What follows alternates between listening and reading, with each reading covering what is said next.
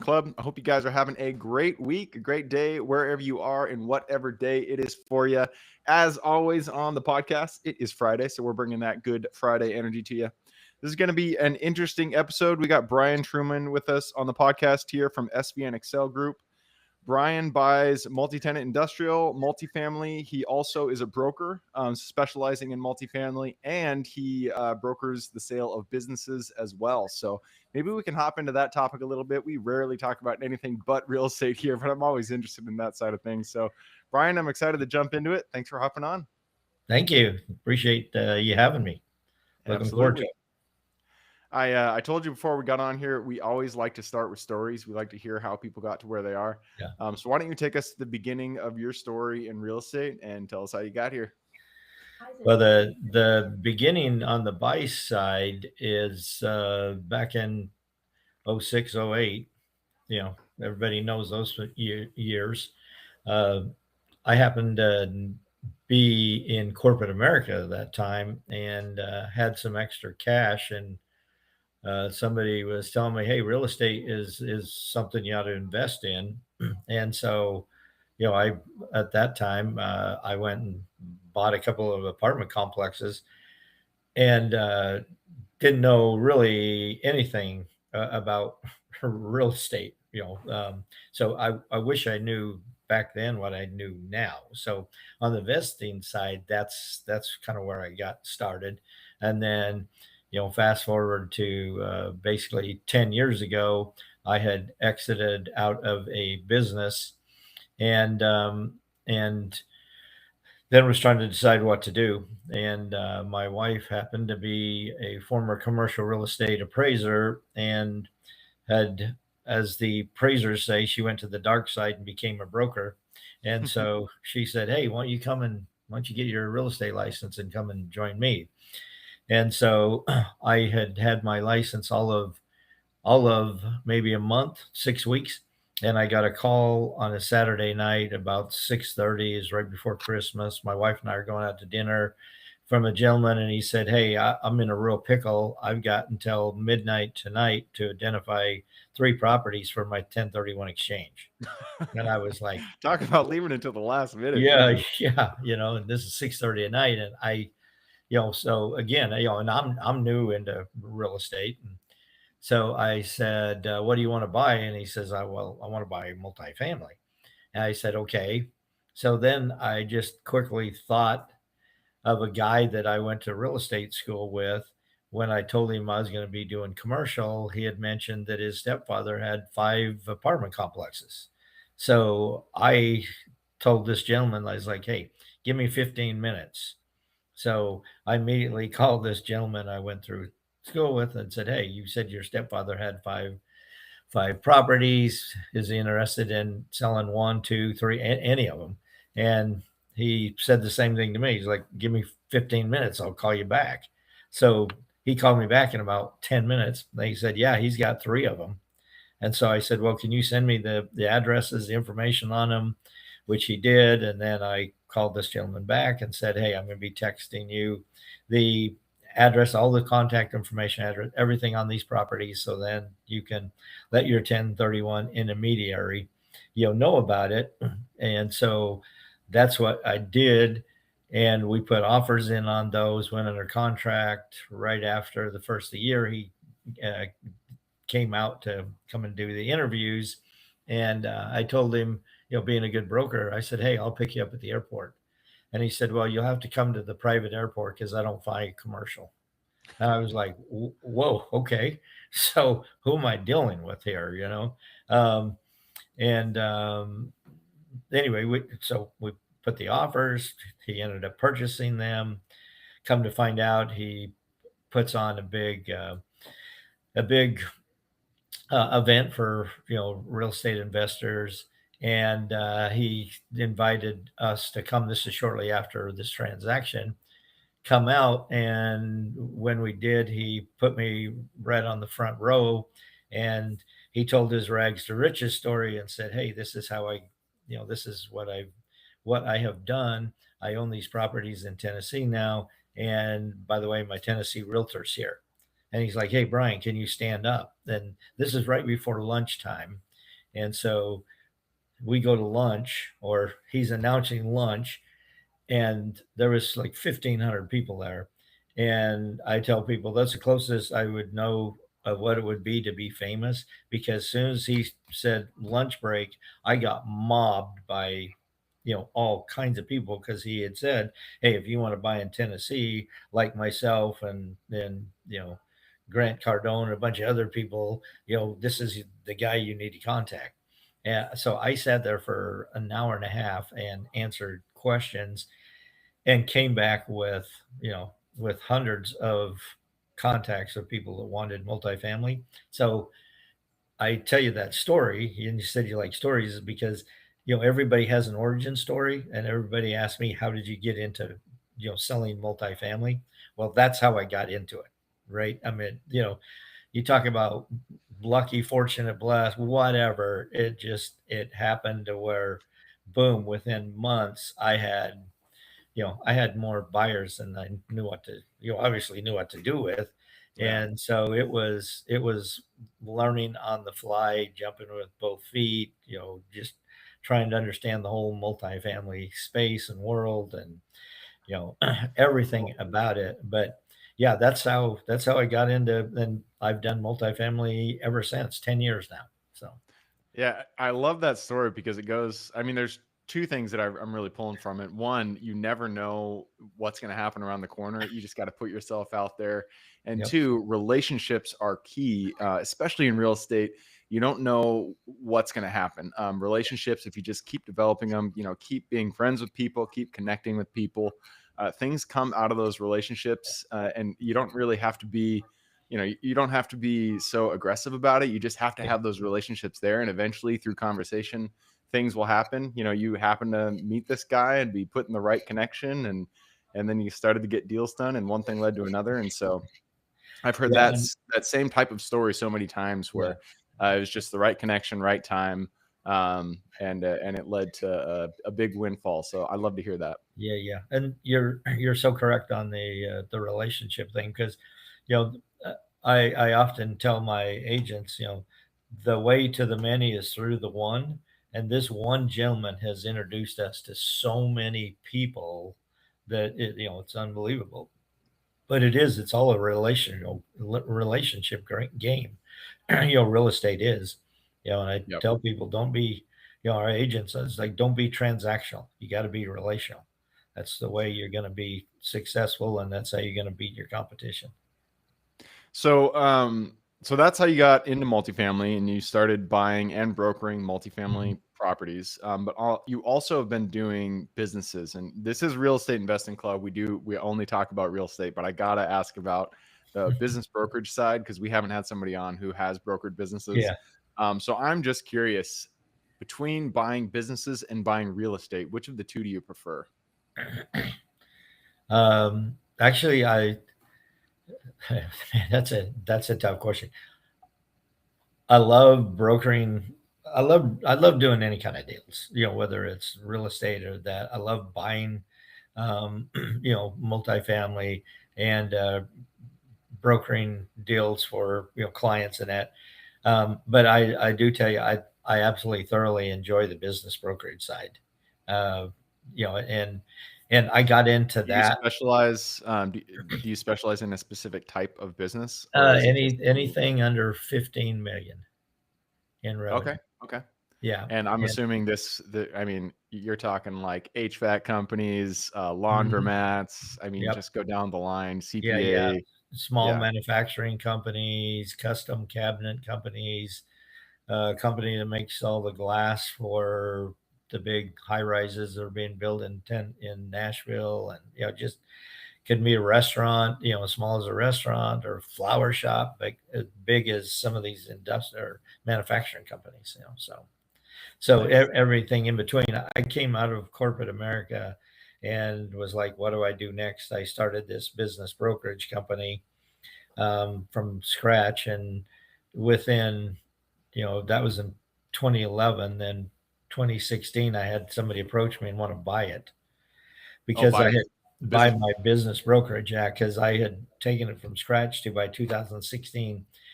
Any I given, never understand, and I don't mean to jump in here, but I yeah, never understand why people want to buy brokerages, because a brokerage it really is just relationships. I mean, there are systems and processes, but uh, you yep, can't buy relationships. That's not how that works. And so I don't, whenever somebody says they want to buy a brokerage, I'm just like, why not just go out there and make, and, create relationships? I don't understand. Yeah. To no, tell a little bit about that. Why? yeah, I absolutely agree with you. That's why when they contacted me, I'm like, you sure? I said so much of what you're going to be buying is that the relationships I have built, right? Yeah. From from that. So, yeah, and so I told them my business is always for sale for the right price. They got to the right price. I signed over ownership, signed a 3-year non-compete. This is back in 16. When that 3 years was up, I just started to back up again. So to your point, right? Why do people buy them? Because 3 years later, I've started to back up, and we're going gangbusters just like we was before. So And I'm assuming the process for brokering real estate is the same as the process for brokering businesses. Is you just reach yeah, out to the owners and you say, "Hey, hmm, we broker businesses, we broker real estate. We'd yep. love to represent you. Are you interested in selling?" That kind of Yeah. thing. Yeah. And I just tell people we're like the eHarmony of business brokerage. We make the connection, I love it. I love it. for All right, let's turn back to real estate. We got yes. took a little bit of a side street there into business. But so you do commercial or multifamily. You also do multi tenant industrial. That is an asset class that I've had my eye on. I buy mobile home parks, RV parks, self storage Yeah. facilities, and I've been trying to say no to the shiny object syndrome, because I love all types of real estate, and I've been trying to just focus in on what I'm good at. But multi-tenant is one of those ones that keeps knocking at the door and wanting me not to do the shiny object thing, or want me to go towards the shiny object. So tell me about it. Why multi-tenant? Why'd you get into it? And yeah, what do you like about it? Well, I will agree with your statement first about the shiny objects, right? We all see too many clients that this is the next shiny object, and I keep telling them, no, you got to focus on, two or three asset classes and just stay there. I like I like multi-tenant industrial from the standpoint here, particularly here in Nashville. There is, there is there's so little of it that when it does become available, or if it is, I like it. Number one, there's a need for it here. Number two is that it basically really is one of those asset classes that is mailbox money, Mm, because triple net. it's all triple net. Your tenants usually sign, are many of them sign 10-year lease. They're not the kind of tenants that, it's not a smoke shop or a vape shop or something that's going to go out of business. Your tenants are like you say, HVAC companies, and these that are going to be around a long, long time, right? And it's all triple net, from from that standpoint. And it can be anywhere from flex space of 2,500 square feet to up to 5,000 or 6,000, depending on what you want to do with it.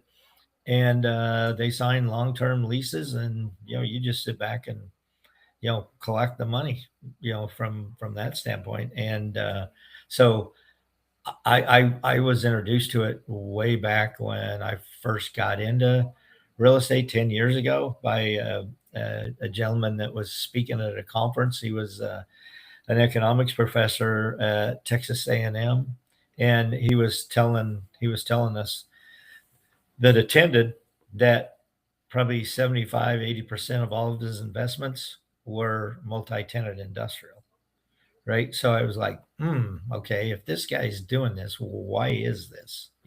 What is it about it, right? And and the thing is, I like it because if you build it, or if you're repurposing it, it doesn't. You don't need a lot.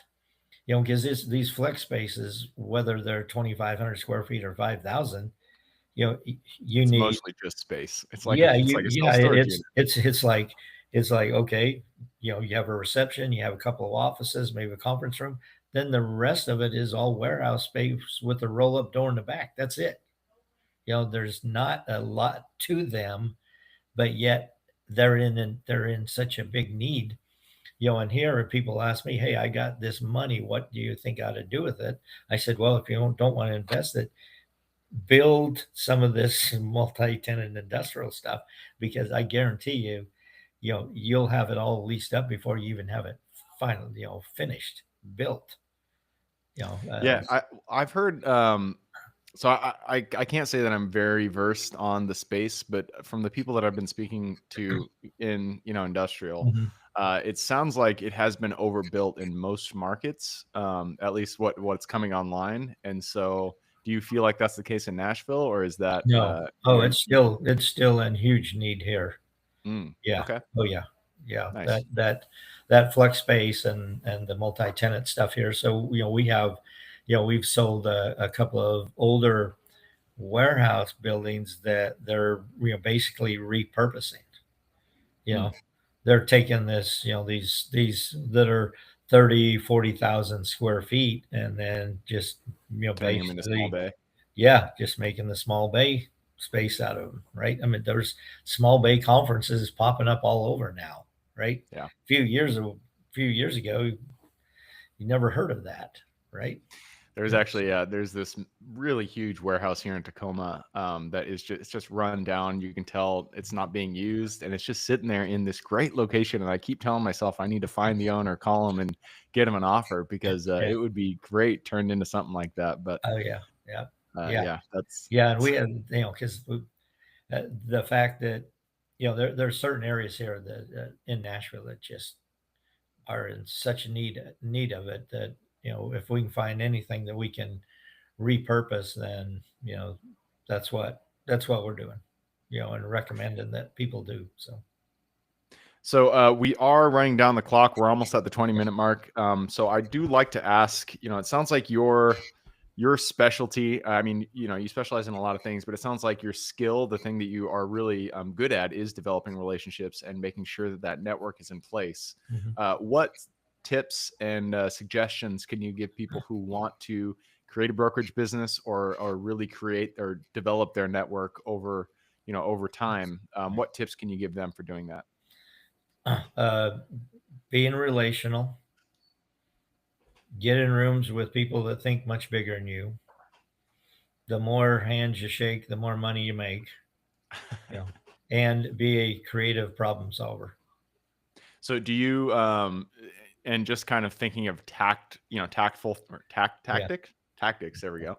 That you can actually implement, somebody can implement in their life. Or do you like go to conferences? Do you I mean, I'm sure you're cold calling and just calling people up. Oh yeah. But how do you usually initiate and then develop those relationships? Yeah, the cold calling, and then I hit as many in events, networking groups, out there, different conferences that I can, and just again, build those relationships. I Yep. mean, so I just we had I'm on the board of a networking, a big national networking a group, and we had Bob Knackel from out of New York come and speak. I don't know if you were aware of who he is, but he it was interesting because he said that was his 200th different networking event that he has attended this year. Right This year, now, Jesus Christ. yeah, no, I'm not that active, but the point is, I mean, this guy sells billions and billions of real estate a Yeah. year, right? And he's like, yeah, this is it's all a relationship game. Yeah. To Yeah, your I point, that's one thing that I have been meaning to do more of in my career, and I'm just really bad at it. But go out to conferences more. I usually get to maybe one a year, yeah, but I want to. I mean, I want. It would be great to do at least one a quarter. Go to the SSA, the self storage conference, Yeah. the mobile Yeah. home park conferences, those Yeah. ones. But Yeah. I But haven't done it. But maybe this is the kick in the pants that I need to actually get on that. yeah, and I'll go back to the whole thing is, and that's why I say, the way to the many is through the one. You don't know what one person is going to introduce you to so many people. And the other thing I tell people is, you don't need more money, you need more people, because the people have the money, There we right? go. I like that. That's quotable right there. Yeah. All right. Well, with that, I'm going to push us on to the quick question round. Are you ready? Okay. Yep. All right. It starts with education. It could be any form. I'm actually, since we've been talking about conference, I'm going to force you to choose a conference here. So give me one conference that you would recommend people absolutely go to, in their real estate career. NMHC, National National Multifamily Multifamily. Housing Conference. Nice. And That's that is Vegas, the end of January. nice. And that's once per year, right? Uh-huh. Yep. Yep. Nice. Yeah. All right. I like it. Usually I let people say books or anything, but we've been talking about conferences, and that's a really good suggestion. So we're going to go with it. Next question is for your younger self. Let's go back to the Brian who was still in the corporate world so many years ago. Go to him, look him in the eye, give him one piece of advice moving forward. Don't let fear keep you from investing. I like that. Don't Yeah. let fear keep you. Nobody's actually said that yet. Is Yeah.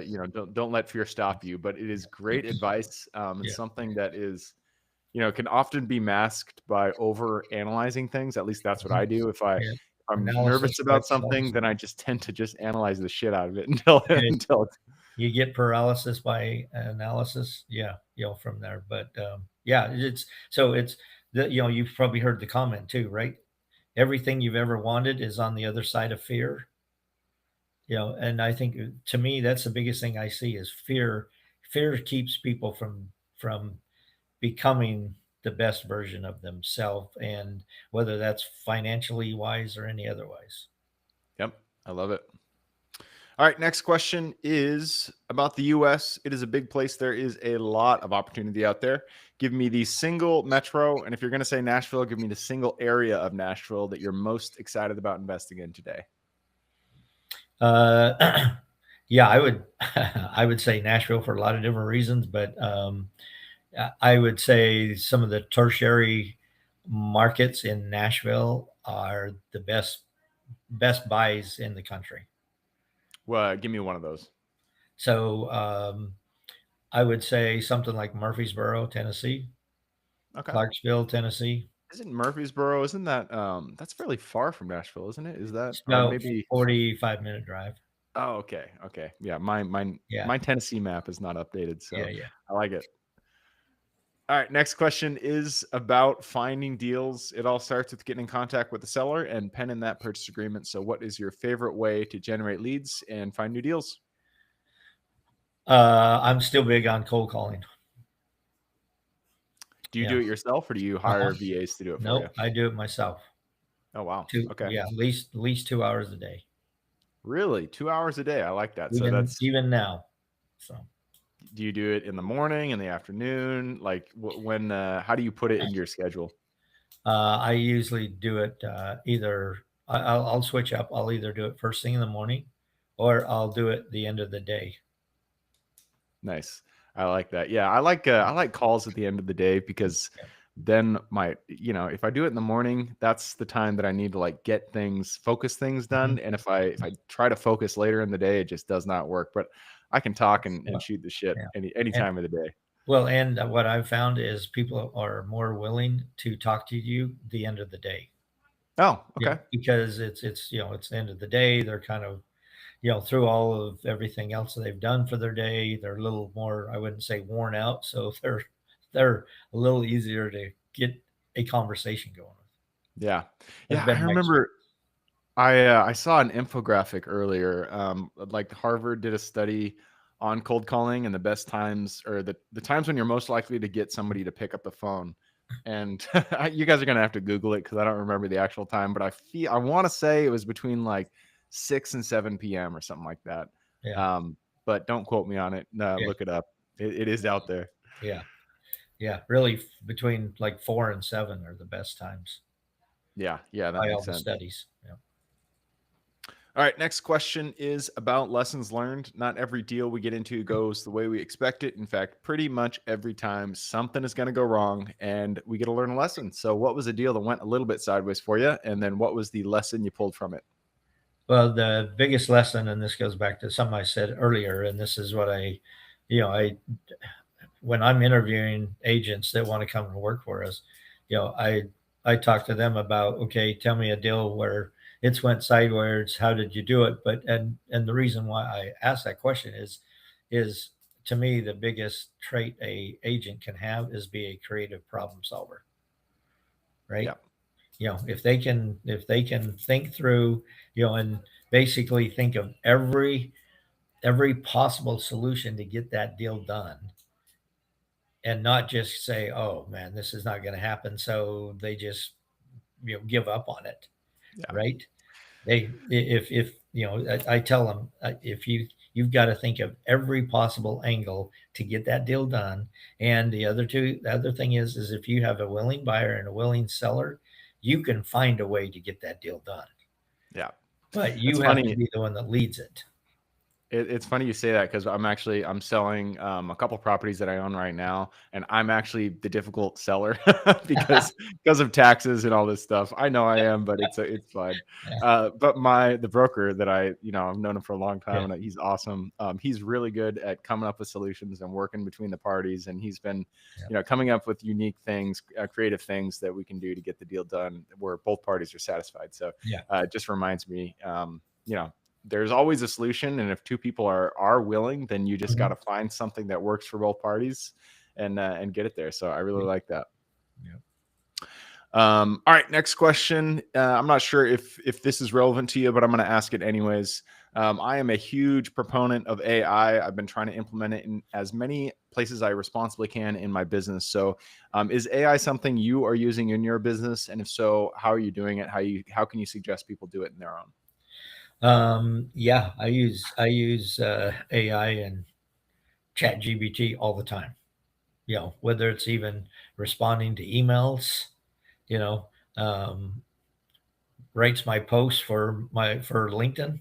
Yeah, I try to post every day. It's it's what I use. Yeah, Um, but everything from you know reviewing contracts. Uh, I mean, there's probably there's probably not an aspect in brokerage where I don't use it. nice.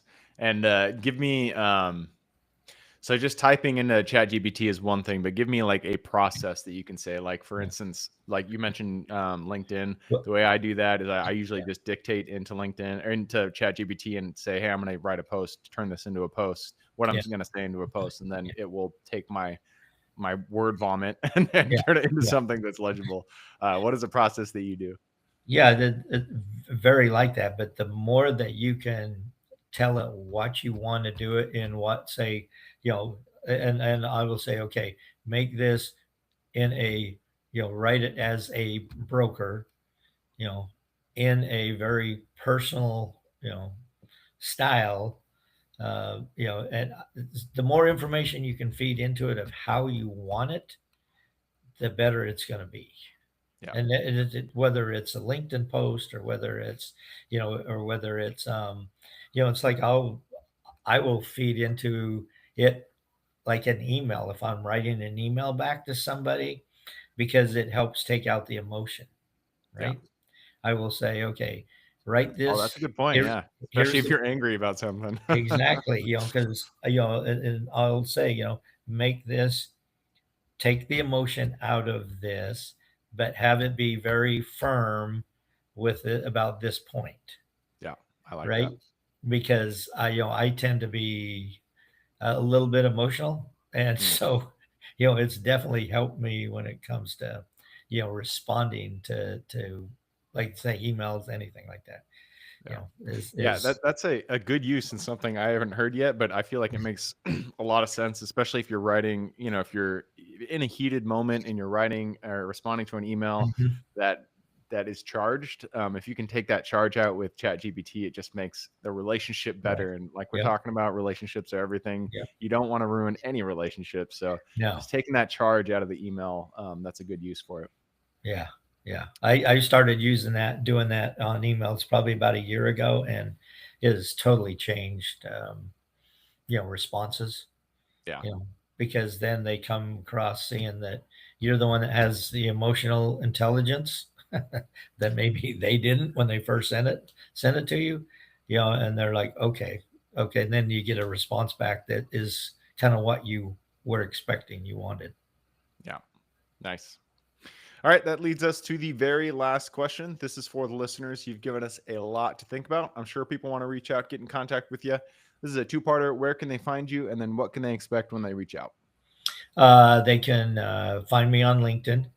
I'm on LinkedIn, and then secondly, I'm kind of have the reputation as the broker who actually answers his phone when somebody calls me.